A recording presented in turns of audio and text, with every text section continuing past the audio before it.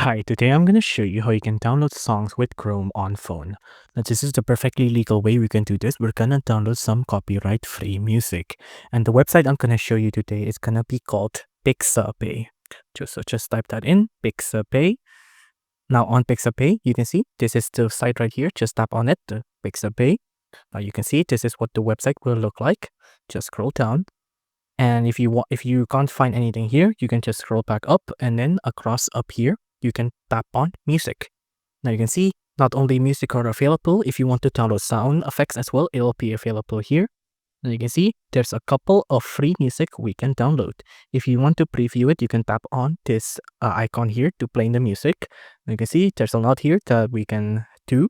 Like there's a lot of options.